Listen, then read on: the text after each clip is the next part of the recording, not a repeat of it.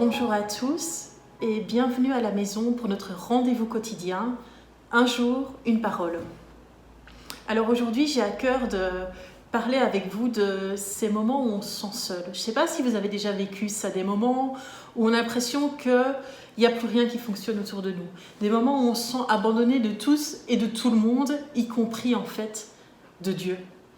Je ne sais pas si c'était déjà arrivé de vivre de ces moments-là où tu as l'impression par exemple que tout le monde est en train de vivre un truc, mais toi tu le vis pas, tu n'es pas en train de partager ce que les gens y vivent, ou peut-être des fois, enfin je sais pas si ça t'est déjà arrivé des moments où il y a une conférence par exemple, et tu vas à cette conférence chrétienne avec des grandes attentes. L'année dernière c'était super, Dieu t'avait parlé, et tu y retournes cette année avec vraiment l'attente en te disant ouais, je suis sûre que cette année il va vraiment se passer quelque chose, peut-être que tu as des besoins dans ta vie à ce moment-là, et puis là tu penses vraiment que Dieu il va te donner les clés dont tu as besoin.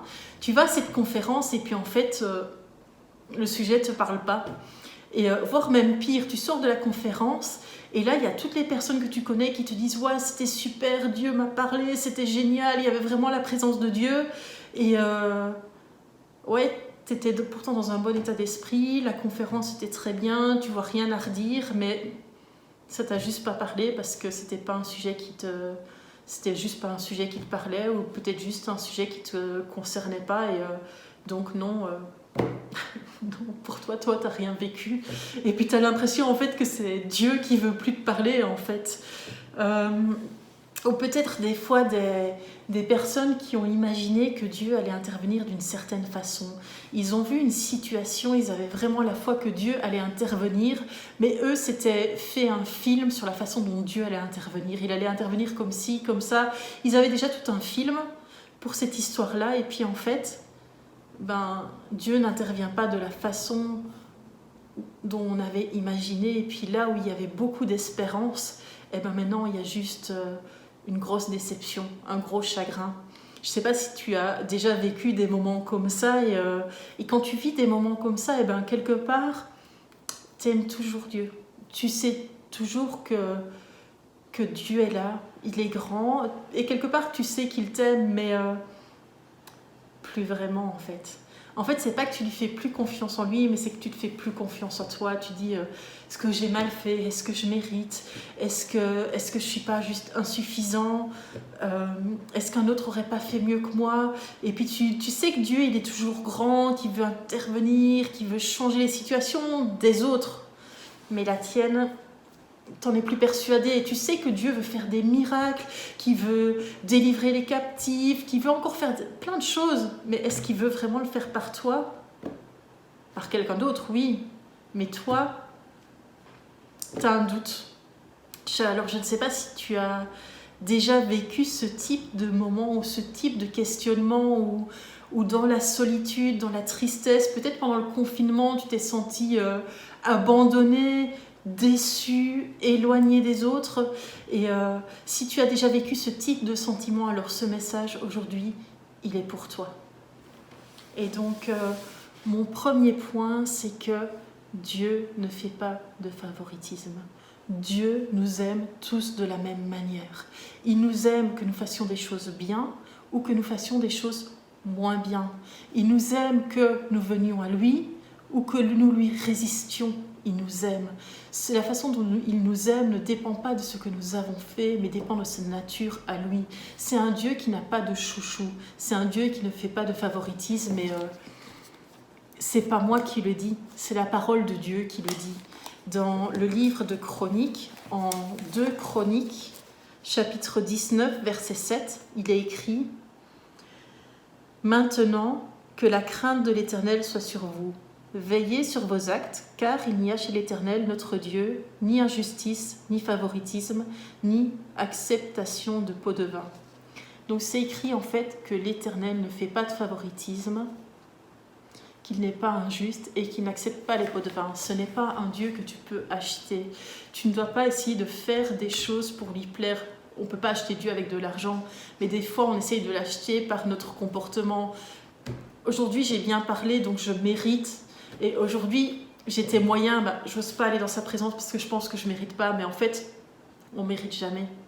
On mérite jamais son amour. Mais il nous aime parce que c'est sa nature. N'essaye pas de mériter son amour, mais crois que c'est sa nature à lui de t'aimer. Nous, par exemple, avec l'équipe de Jésus Espoir, on donne à manger aux personnes dans le besoin. Mais le fait de donner à manger, on ne sera pas plus aimé de Dieu. Dieu ne nous aime pas plus que ceux qui ne sont pas à Jésus Espoir. L'équipe de Jésus Espoir est aimée de Dieu. Mais l'équipe qui n'est pas dans Jésus Espoir est aussi aimée de Dieu. Il y a d'autres projets sociaux dans l'Église qui vont naître, mais ça ne n'achètera pas l'amour de Dieu. En fait, les projets sociaux naissent parce que Dieu nous a aimés et que remplis de cet amour, nous avons envie d'aimer les autres. C'est ce qui sort de nous une fois que nous nous sentons aimés par Dieu. Mais en tout cas, nous n'achetons pas l'amour de Dieu par nos œuvres, par nos actes. Les bonnes œuvres n'achètent pas l'amour de Dieu, mais Dieu nous aime parce que c'est sa nature de nous aimer. Et Dieu t'aime, même si tu as des doutes, Dieu t'aime parce que c'est sa nature de t'aimer. Alors certains me diront peut-être que c'est bien, c'est inversé dans la Bible, c'est peut-être hors contexte, c'est peut-être... Mais non, en fait... L'histoire de Dieu ne fait pas de favoritisme, c'est une phrase qui est répétée à plusieurs reprises dans la Bible. Je n'ai pas repris chaque fois où c'est écrit, mais c'est écrit au moins une fois dans l'Ancien Testament et c'est écrit plusieurs fois dans le Nouveau Testament. C'est écrit par exemple en Romains chapitre 2 verset 11, « Car devant Dieu, il n'y a pas de favoritisme ». C'est écrit aussi dans le livre de Galates, chapitre 2 verset 6, quant à ceux qui sont les plus considérés, ce qu'ils étaient autrefois m'importe peu, Dieu ne fait pas de favoritisme. Et c'est aussi écrit dans Éphésiens, et là en fait on parle des maîtres et des esclaves, il y avait encore des esclaves à l'époque, et là c'était écrit que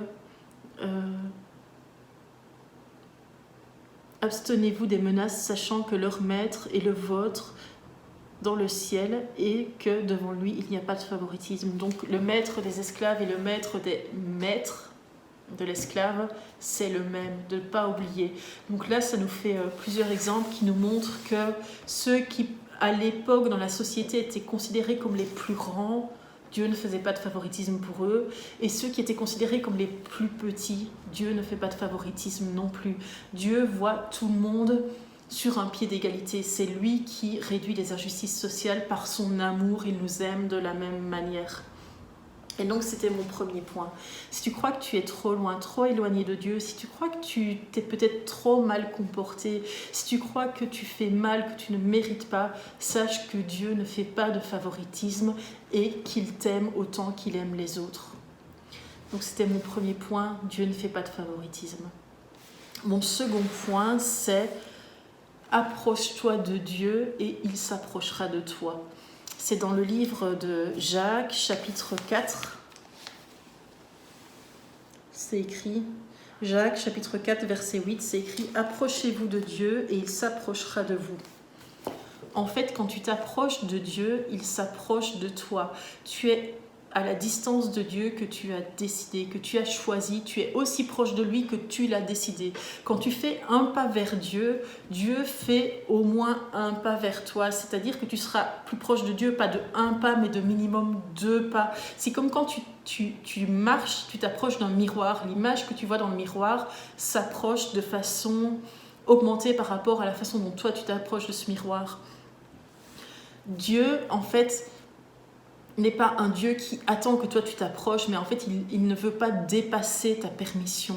Il s'approchera de toi de la distance que toi tu acceptes. Alors fais un pas vers lui, fais un pas vers Dieu et tu verras que lui en fera plusieurs vers toi. Prends une décision, reviens peut-être à tes premiers engagements, ce que tu avais décidé, peut-être qu'à une époque tu avais décidé de prendre un temps le matin pour lire la Bible et puis avec le temps, les déceptions, tu as arrêté, ou peut-être qu'à un moment tu avais décidé de prier à une certaine heure.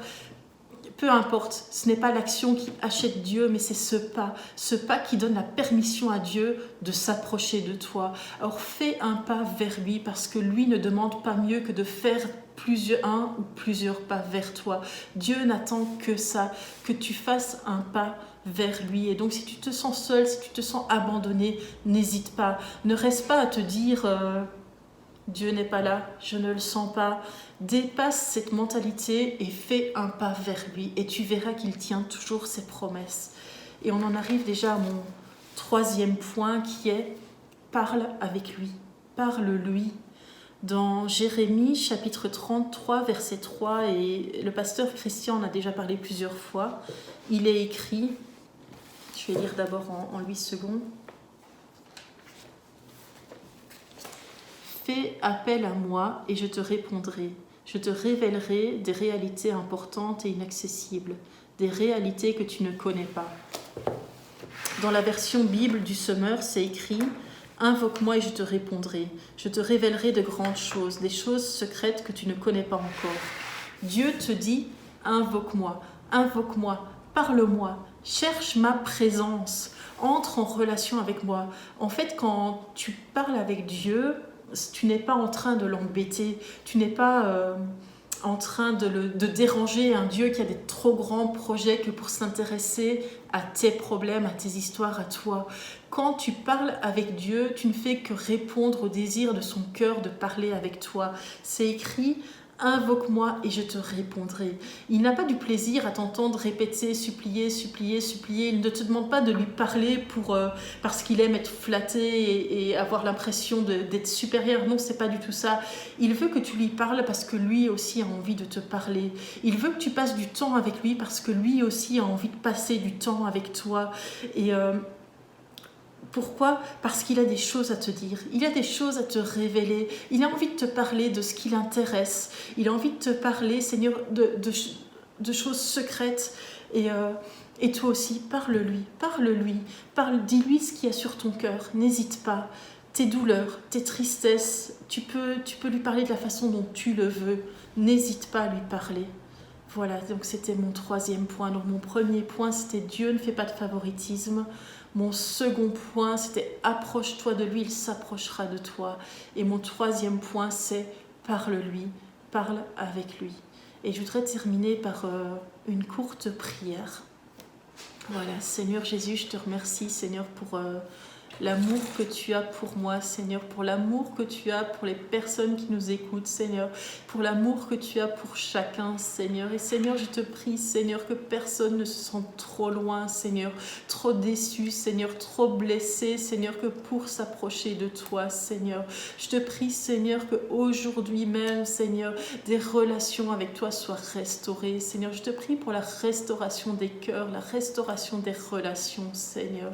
Je te prie, Seigneur, vraiment, parce que c'est toi qui guéris les cœurs brisés, Seigneur, pour la guérison, Seigneur, des personnes, Seigneur, qui ont été brisées, Jésus. Merci, Jésus, pour ton amour. Voilà. Au revoir et à bientôt.